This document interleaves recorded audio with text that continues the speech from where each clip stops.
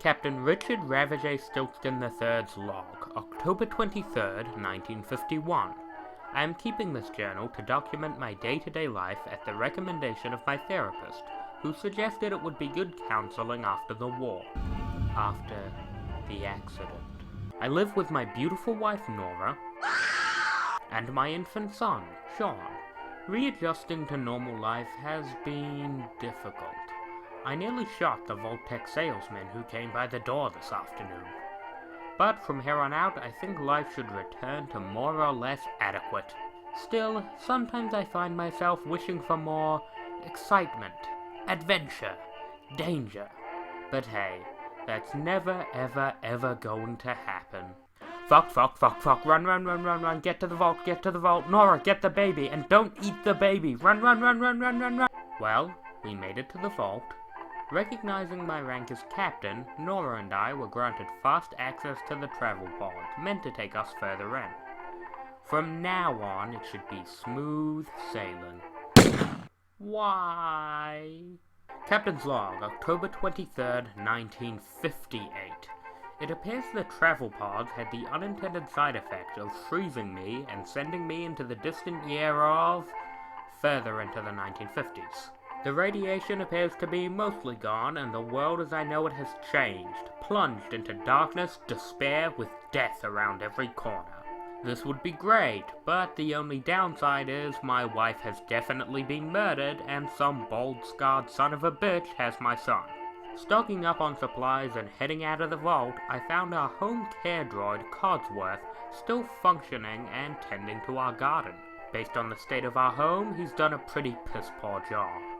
Stupid good-for-nothing machine. Codsworth informed me that a group of survivors were living in the next town over, who may be able to help me find Sean. However, before finding them, I encountered just the cutest little good boy you've ever seen. Who's that good boy? Yes, you are.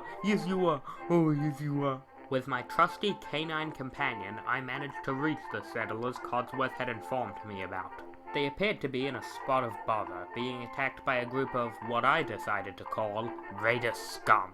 Why call them Raider Scum, you ask? Well, this next part is easier if you don't give them real names. The settlers inside identified themselves as the Minutemen, a so-called army attempting to clean up the Commonwealth, which is what they called the Boston area. Stupid fucking fusionaires with their dumb names. As a captain in the real army, I decided to help show these men the ropes and help them dispatch a local mutated beast they called a Deathclaw. I briefly considered turning on them as I saw their existence as disrespectful to the brave men and women who served in the actual army, but their sheer numbers and power of their weapons made me figure that would be ill-advised. Playing along, for now, I escorted them back to my home neighborhood, where they set up their new base of operations. Codsworth, keep an eye on them. Don't let Gravy touch my shit. A drugged-up psychic in their group, named Mama Murphy, suggested that I head to Diamond City, where I may be able to find Sean. So, with my dog by my side and a gun in hand, I was ready to set off. To risk it all for my son. To trek for days on end. Just to find my ungrateful, infant little bastard. Hey, do you want to help us out with some odd jobs and such? Oh, sweet Jesus, yes. Captain Richard Ravage Stiltskin III's log, October 27th, 1958. For the past few days, I've been helping out around Sanctuary and assisting some of the Minutemen. But I've decided to set off with my canine companion to take the Wasteland by storm. Why? Because fuck the Minutemen. I'll come back to deal with you laser-wielding fake military fuckers later. What? Nothing, sweetie. Gravy left me with a mission to help out a group of settlers who would run into some issues with a group of raiders. However, before finding these settlers, I ran into a gentleman named Gene, offering me to sell him his dog. However, negotiations quickly deteriorated. I don't want to talk about it. But, on the bright side, my dog got a spiffy new collar. After finding the settlers, they pointed me towards a former town called Lexington. It had become overrun with raider scum and feral ghouls. Feral ghouls, as the settlers informed me, are people who survived the nukes but went mad because of radiation. The settlers also said there were some cosmetic side effects, but after Nora, I don't really see it. I guess I'm just the least racist. I fought my way through the ghouls and made it to an assembly plant that the raiders were using as their base. Once again, negotiations deteriorated. However, these negative experiences have inspired me to work on my social skills, and after a little practice, let's just say I'm quite the lady killer. Hey, what Nora doesn't know, can't kill her any more than that gunshot did. I returned to my former vault, both to pay my respects. Nora. Why, Nora? Why was it me?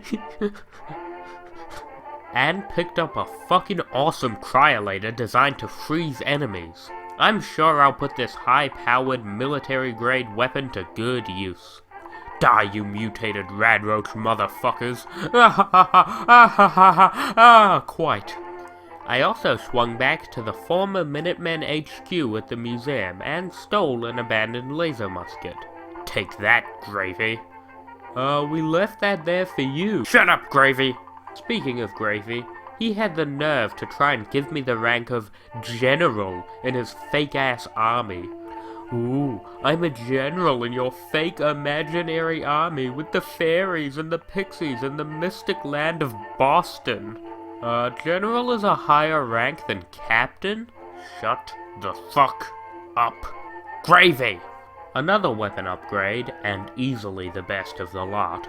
I spent the afternoon attaching some nails to the end of my brass knuckles, and turning me into a truly formidable foe. With my sharp knuckles in hand, I was ready to ferociously fist some frankly fucked up fellows.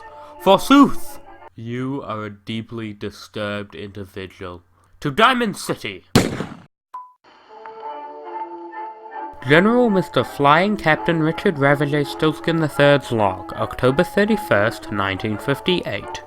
It's Halloween night, and, for Halloween, I found yet another group of children playing dress-up army. After chancing upon a distress signal from a police station, I found the facility overrun and helped take out a batch of feral ghouls. For Nora! After saving their asses, they identified themselves as the Brotherhood of Steel, an army determined to protect and defend the people of the Commonwealth. I can't believe I ditched Gravy to run into a worse Gravy. Paladin Dance, a fake soldier in their fake army that's just full of fake fakies, was desperate for guidance. Mr. Ravager, I need to go to this dungeon, and it's super scary, and it's my first run of the dungeon, and— Christ, I'll help your shitty army. Why is make an army the first instinct of everybody in this damn future? Me and Paladance headed to a facility in order to retrieve some files to help the Brotherhood combat a threat called synths. The Brotherhood described synths as robots created with human DNA and scienceness. The worst part? They believe they're people. They're not people, they're genetic mistakes, created to serve us using tiny amounts of our superior man DNA.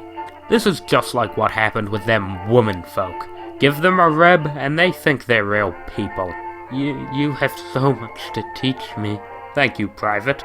It's Paladin. No, it's not. No.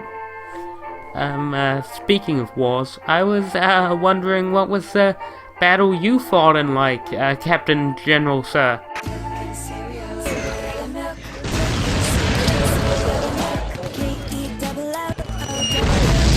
Horrifying, Private. Just horrifying. We made it into the facility and took out the filthy synths inside, but we ran into some issues in the basement. So, just throwing this scenario out there. We were cornered by synths, low on ammo, and facing off against a veritable army. I was sealed in one room, and Dance was fighting synths in the next room. Right under a rocket engine. So, in a pure, quick, gut decision, Bye, Dance. Fortunately, Dance actually survived the encounter. Good kid, that Dance. Maybe I underestimated him. So, with that out of the way, I left Dance to find his intel. I'm sure he can handle it. He'll be fine. I tried making my way to Diamond City again, but I got my wires crossed and ended up running into another group of settlers Gravy had asked me to help. Seems like that jokester Gravy marked the wrong place on my map, so I'd have to help him out. I'm gonna kill him one day. So I helped out the pathetic settlers. Say thank you, pathetic settlers. Fuck you! You're welcome, pathetic settlers. And with that out of the way, I finally, after all of these days, made it to Diamond City. With minimal distractions. Once I arrived, I encountered... Hello, I am Piper. I am Human. Please assist me in accessing destination Diamond City. I trust you. Paladin Dance's journal. It's been 6 days since the captain left. I'm cold and tired, and I can't find the information I was sent here for. Help me, Captain! General Mr. Flying Mayor Mrs. Lord Captain Richard Ravager Stiltskin III's log, November 1st, 1958. So today I met just the nicest young lady. Beeb. Oh, I love me a woman of few words. The lady in question, Piper, was a local news gal. And a total knockout, am I right? She's a robot! Shut up, Ghost Gravy! I'm not even dead! Piper got me into Diamond City using her quick thinking and some persuasive words. Beeb.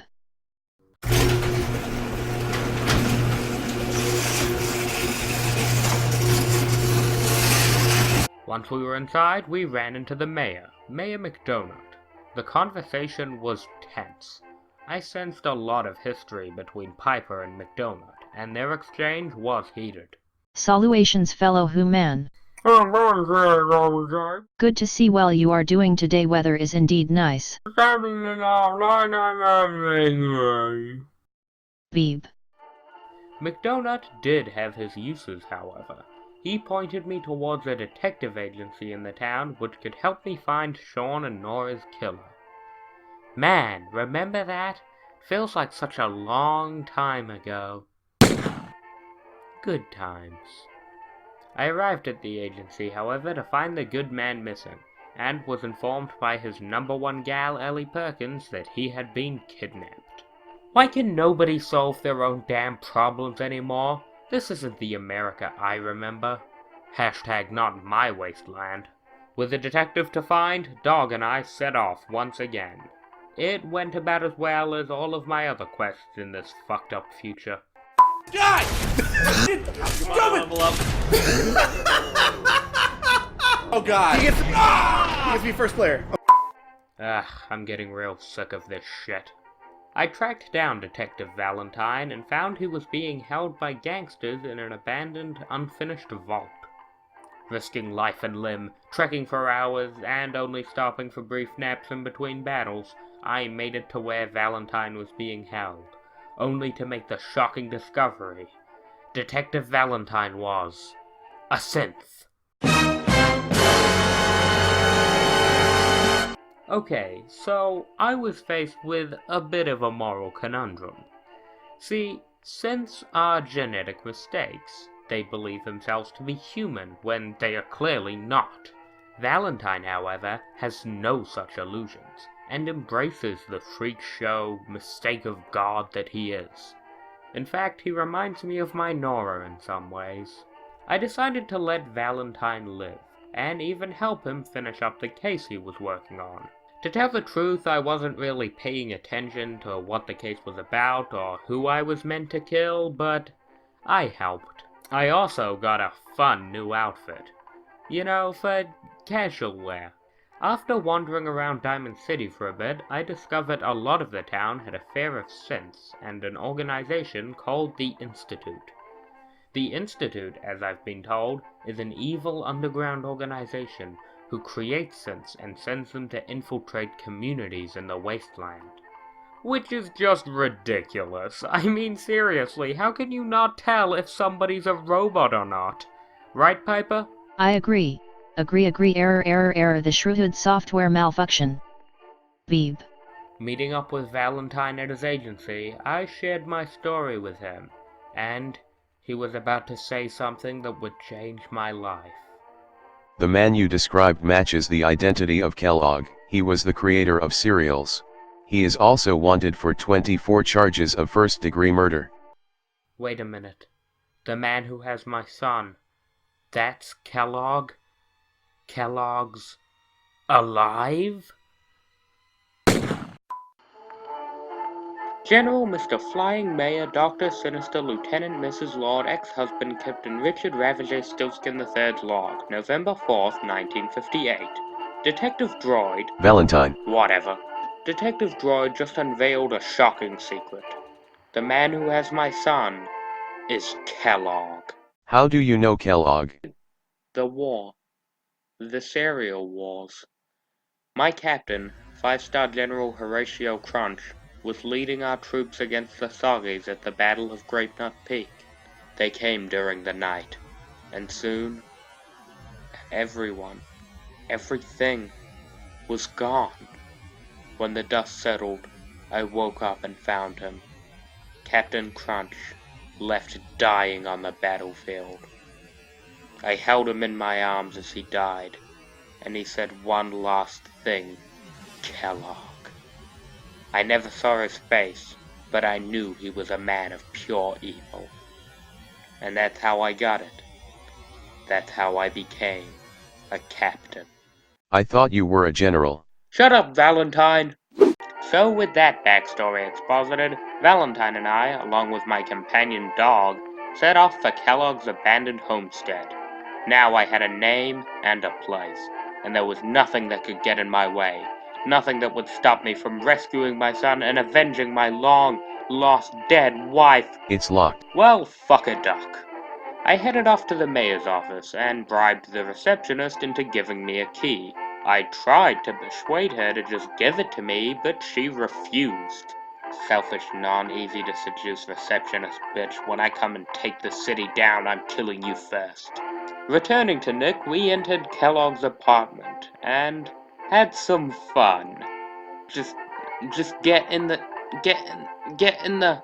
What are you doing?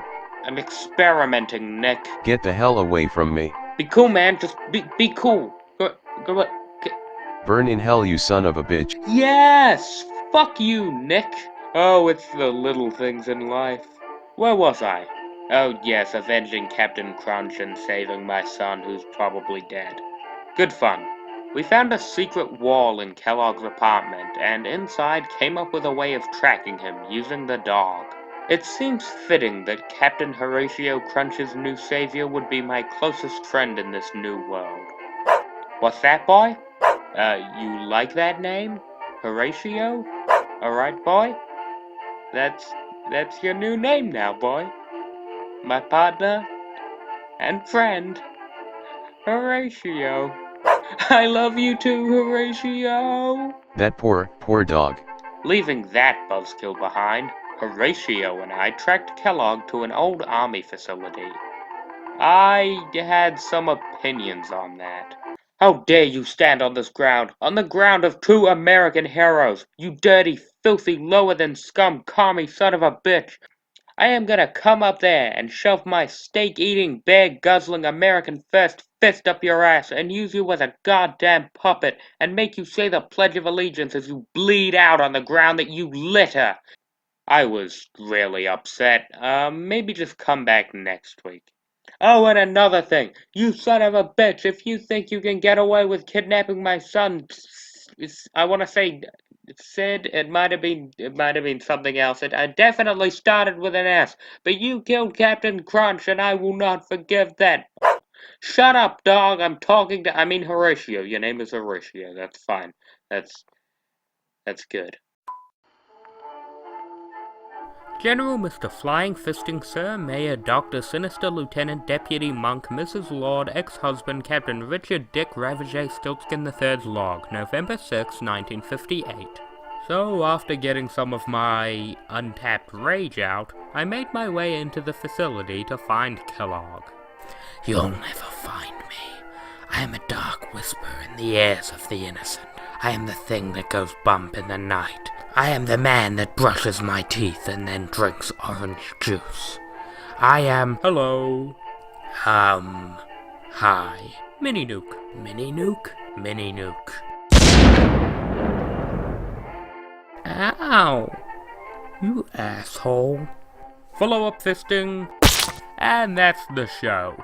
With Kellogg out of the cereal business and Captain Crunch avenged, I pieced the hell out. Once outside, I saw the Brotherhood of Steel out in full force. God, it's like running into a group of larpers that just take themselves so seriously. Go back to the basement, nerds! Speaking of running into things, I found a giant monster that, after killing with minimal effort, that's right, I'm awesome, gave me an interesting weapon. I dub thee the Sinister Mister Fister. Oh, I thought you were calling yourself the Sinister Mister Fister. Shut up, Gravy, you're not even meant to be here. Oh. So, with my quest complete and Captain Crunch finally left to rest, Horatio and I returned to Diamond City. Now we can finally make peace and settle down in this new, strange world. Welcome back, Captain. Did you locate your son? What? So, as it turns out, I might have forgotten something. With Kellogg dead, it looked like we were short on clues on how to track down Sean and infiltrate the Institute. I'm not entirely sure how I forgot about figuring out how to mass murder synths, but now we've got to get in without Kellogg. Please stop talking about mass murdering my kind. No. We came up with this plan to look through Kellogg's memories to gain some insight on how to get into the Institute. How do we do this? Well, using some of his brain matter that I took as a trophy as a way of looking through his mind. You know, with science and shit. I agreed to meet Nick at a place called the Memory Den, where a connection of his could do the aforementioned science and shit. Traveling there would be a long and difficult journey, so I decided to leave Horatio behind and take someone that I could trust with my life. Someone who I've grown to hold in an incredible high esteem. Captain, I am honored that you... Let's go, Piper! General Mr. Flying Fisting Sir, Mayor Dr. Sinister Lieutenant Deputy Monk, Mrs. Lord, ex-husband Captain Richard Adolph Dick Ravager Stiltskin III's log, November 9th, 1958. Oh shit, I forgot about a title.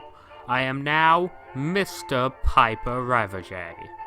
That's right, Piper and I tied the knot, and she's the happiest girl in the world. Beep. We took some R&R for a few days and, well, you know, fucked a lot, before heading off to the Memory Den. We arrived at Goodneighbor to find the locals didn't know their place. Immediately upon entry, we were shaken down by some common thug. As I prepared my Sinister Mister Fister to educate this gentleman, a well-dressed ghoul came by to present a very sharp argument. Get it? The ghoul identified himself as Hancock, and, I admit, I was conflicted. His red coat made me distrustful, suspecting that he was a filthy redcoat, but his hat... 'twas the hat of a captain. And, at the very least, I won't kill you yet. Leaving Hancock, we entered the Memory Den and met up with Nick. Nick's contact was a female doctor. Oh, female doctor. I know, I was shocked too. Oh, this crazy future. Anyway, Dr. Nurse said she could hook me up and let me actually see Kellogg's memories. And it was so boring. It's like, oh, he had a sad life. Oh, poor baby Kellogg. Wah wah, I'm gonna make some cereal. Anyway, eventually we found a memory that told us what we needed to know. Allegedly, there's an Institute scientist hiding out in a highly irradiated area called the Glowing Sea, who may be of some help. But more importantly, while in Kellogg's memories, I got to see myself. Look at that handsome devil. So we had our mission, onwards to the Glowing Sea. Except, it was a real long trip, and I had just gotten a tip about a goddamn superhero. At the memory den, I found one Kent Nelson, a true believer spreading the good message of my childhood hero, the Silver Shroud. He informed me that before the bombs were dropped, they were filming the Silver Shroud live-action film at a local comic shop, Hubris Comics. Knowing that the Glowing Sea and my son could probably wait, I decided to head to the comic shop and become the Silver Shroud. After wading through a horde of feral Noras, I found not only the Shroud suit, but the suit of an even truer, greater, fistier hero, Grognak the Barbarian! Ah! So, as it turns out, there's a bit of a snag. After finding the Grognak outfit, my plan was to wear that and put Piper in the Shroud outfit. But, as it turns out, Ken doesn't want a girl to be the Silver Shroud. So now, in order to manipulate this man so he gives me everything he owns, I must don the Shroud attire and take to the streets. Now, Lady Grognak, onwards to justice! General Mr. Piper, Flying Fisting Sir, Silver Mayor, Dr. Sinister, Lieutenant, Deputy Monk, Mrs. Lord, Super, Ex-Husband, Captain Richard Adolf Dick Ravager Stiltskin III's log, November 11th, 1958. On my travels with my companion, Grognak the Piperian, I happened upon a distress signal originating from Trinity Tower.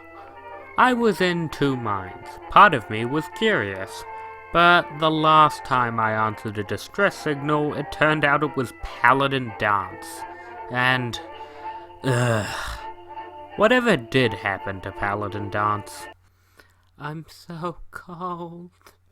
I decided to take the risk and headed to the tower.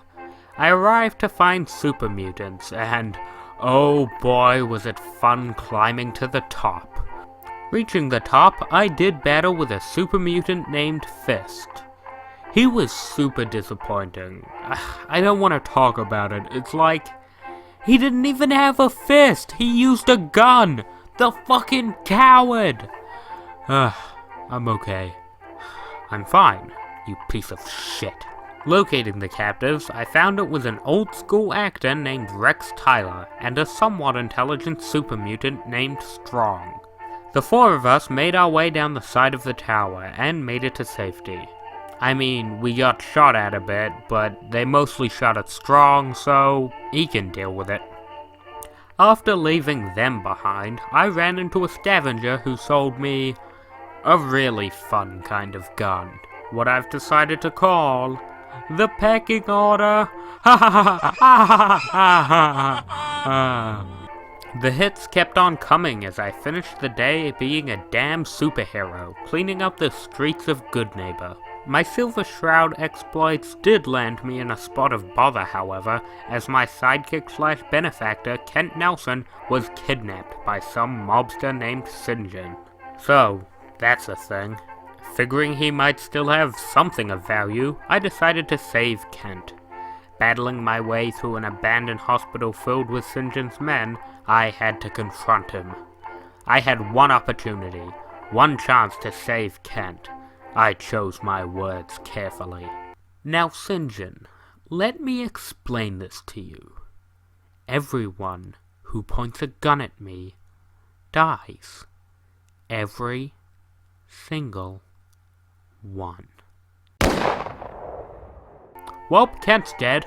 Upside is, now that he's dead, I don't have to stick to his dumb rules. Knowing that there's nothing to gain from keeping the Shroud outfit on, I trade in these rags for a better costume. Something a little stronger, more intimidating, more revealing. Something a little more barbaric. Grogneck smash! General Mr. Piper Flying Fisting Sir Silver Mayor Dr. Sinister Lieutenant Deputy Monk Mrs. Lord Super Ex-Husband Captain Richard Adolf Dick Grogneck Ravager Stillskin the Barbarian III's Log, November 15th, 1958. Grogneck the Cap-Barian here. After departing with the Silver Shroud, the Super Friends with Benefits encountered a mysterious ship. At first, I was super excited at the prospect of pirates and or booty. But I quickly identified the ship as the USS Constitution, an old naval ship I had heard tell of during my military days. Piper and I were quickly approached by a messenger from the ship, a robotic lookout who invited me on board as a guest because of my prestigious rank. I was hesitant. This ship appeared to be entirely run and operated by machines. I never believed that men should be replaced by machines, but these machines did their duty, knew their place, and from what I could tell, were the only ones carrying on the military tradition for the last 200 years, which is more than what I can say for most of the pathetic army. Lazy jackasses! So the Robotic Navy introduced me to their Robotic Navy excuse for a captain, and I have to admit, he has earned my respect.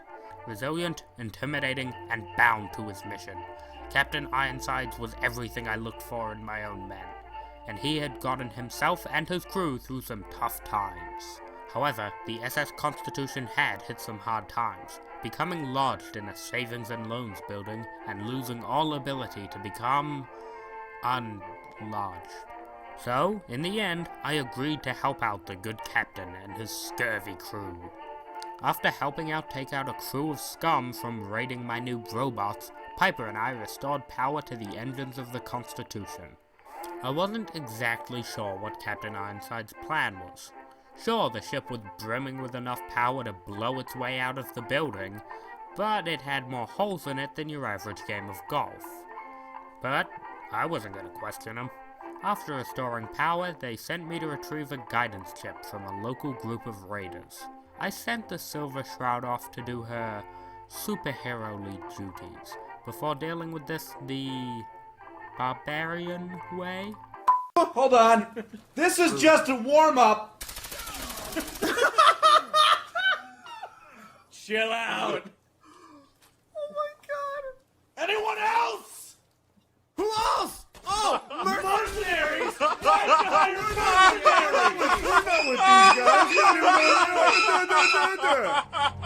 Bitch! Well, with the corpses buried, I returned to Ironsides with the chip and got my new mission. Oh boy, it's another fetch quest. Yay! Alright, I got back, and another fetch quest, fuck. Now, with my missions complete, I returned to Ironside to find the SS Constitution was under attack. With the help of my Navy brethren, we worked to dispense of the invaders. To tell the truth, it was the most hard-fought battle I had faced since awakening in this future. But it was also the most at home I had felt in a while, fighting alongside these fellow military men and true US heroes. Maybe, just maybe, inside these cold metal machines beats the heart of a red-blooded American. I know for a fact Ironside has an American's heart as a trophy, so he's got one at least. Finally, the raiders were cleared, the ship was prepped, and it was time to see what Ironside had planned. But there was a catch. With the only power source being located off the ship, a man had to stay behind. In the past few days, I had grown to love this crew, respect the captain, and fight beside these men. This was the Navy, the robots, a true pirate's home. But it was not mine. I volunteered to stay behind and pulled the switch, and finally saw the fruits of the good captain's labors. Godspeed, Captain Ironsides, and God bless the US Constitution! Ah, fuck. I guess I better head over there. General Mr. Piper Flying Fisting Sir, Silver, Mayor, Wizard, Doctor, Sinister, Bachelor, Lieutenant, Deputy Monk, President, Mrs. Lord, First Mate, Super, Ex-Husband, Captain Richard, Adolf, Dick, Grognak, Ravager, Stiltskin, The Barbarian, the Third's Log, November 19th, 1958. After the USS Constitution's maiden voyage turned out to be a May Day voyage, the Shroud and I headed over to take a look-see. But as soon as we got there, we realized the boat was really stuck in a building. I even threw a rock at it, and it didn't even budge. Quickly deciding that it wasn't worth the effort, the brave men and women of the USS Constitution would be fine. However, after leaving the army in the lurch like that, I kinda felt bad. I mean, they had asked me for their help on making their magic ship fly, and I just kinda had to forget about them. Just leave the army to their own devices. Just forget about them. Just forget the army. Oh shit, I forgot about Paladin Dance. Hey buddy, how's things? Captain? Is that you? I'm so cold. Yeah, 3 weeks will do that to you. Did you ever find that microchip thing, old boy? No. Okay, stay there. I'll find it for you. Needy son of a bitch. With that dumb side quest finished, Paladin Dance tried to get me to join his cult army or whatever, so I just kind of walked away. Again. Well, now what am I meant to do? Didn't you have a son? Have a what? Okay, joke's over. Time to get back on my bullshit and find Sean? Pretty sure it's Sean. For those of you that haven't been paying attention, to find little baby Sean, I had to go to the glowing sea to find an ex-Institute scientist known as Virgil. And he looked fucking sick. Finally, a super mutant with some damn class. And at least this future finally has something improved over the past. It has science hulks. After some convincing, Dr. Virgil Banner asked me to track down some MacGuffin that would help us build a teleporter into the Institute. Looks like we're going fetch questing. With the MacGuffin successfully retrieved, we needed to unravel the data or some whatever the hell. So I stopped by the secret underground organization to make them do it. Hey, sup? What's happening, dog? They seemed like boring people. Let's never talk about them again. If I'm gonna put this teleporter gizmo together, I'm gonna need men I can trust, rely on with technological expertise. People who are truly incredible. Gravy, let's do this shit! Fuck yeah, man! So I wandered around for a while looking for aliens while the Minutemen put my shit together so I could teleport into the Institute. Finally, after a long month, I was going in to find that son that I have. And I found him!